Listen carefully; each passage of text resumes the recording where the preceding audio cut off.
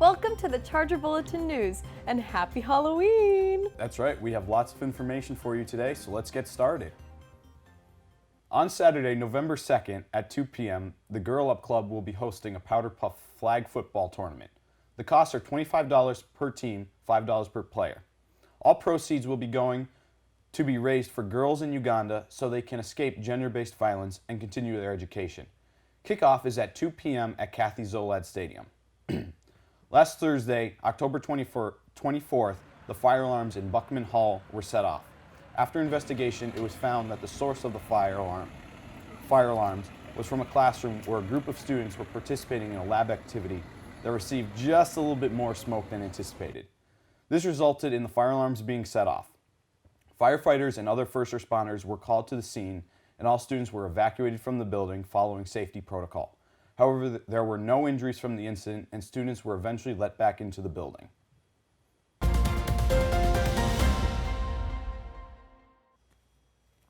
It's time for our weekly sports update, and Joe Claus is here to break down all things Chargers that happened this past week.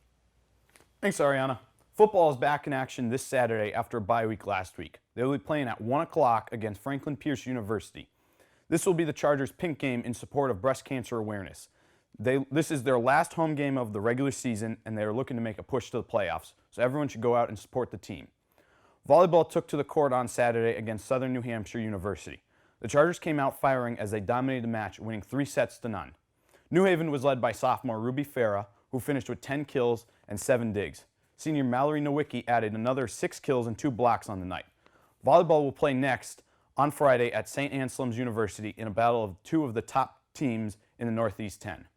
Men's soccer traveled to Assumption College on Tuesday for a Northeast 10 matchup. New Haven gave up a goal 16 seconds into the match, but the defense stepped up to hold the game on for the team. Senior goalkeeper Stefano LaRusso made 5 saves on the afternoon, but the Chargers sadly lost 3-0, moving to 4-9-1 on the season. Men's soccer will play next on Saturday at Lemoyne College at 2 p.m. Field hockey took the bus ride to Pace University on Tuesday, where they suffered a 3-0 loss. Sophomore Alexis Ryder led the Chargers with 2 shots on goal, while junior goalkeeper Natalie Shaker had 7 saves. New Haven will next play on Friday against Bentley University at Delacamera Stadium at 7 p.m. Women's soccer was home against Assumption College on Wednesday. The Chargers went into the half tied 1-1, with the goal coming off the foot of junior Samantha Roth. The Chargers were trailing until junior Jenna Peduzzi notched the game-tying goal with 3 minutes left in the game to force it into overtime. A scoreless first overtime forced the second, where the Chargers ended up finishing in a 2-2 tie. New Haven will play next on Tuesday at the College of St. Rose in their final game of the season. That's all we have for sports. Back to you, Ariana.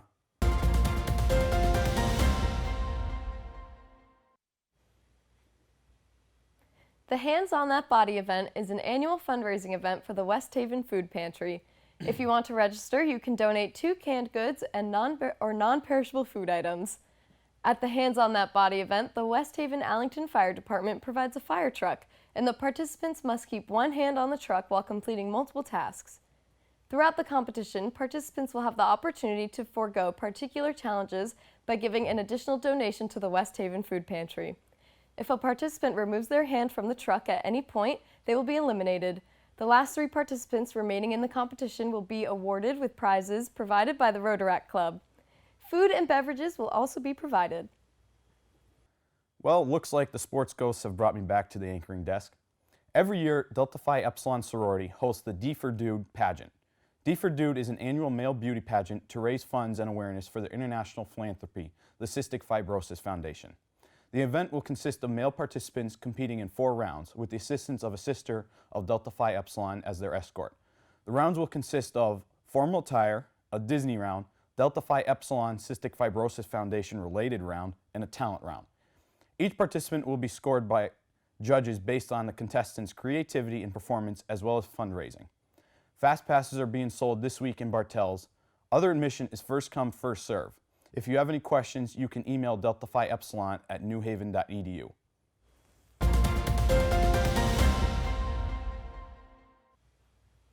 Studying abroad is an opportunity that not all students get to partake in.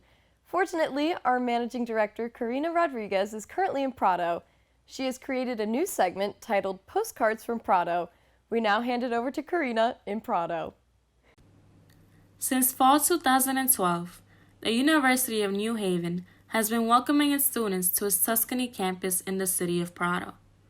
The satellite campus allows students to take courses abroad that they would normally take on the West Haven campus for their field of study, as well as electives offered.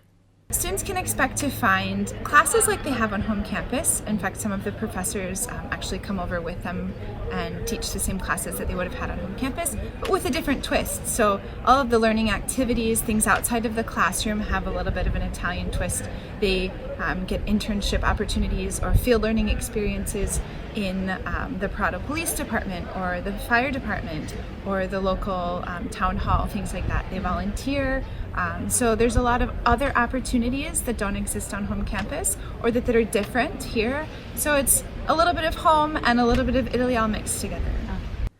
From learning the language from Italian professors and participating in conversation exchanges with native students to making fresh tortelli, students have the opportunity to immerse themselves in the Italian culture. It's like you're immersed in culture. The people are very friendly here. It's very different than America though.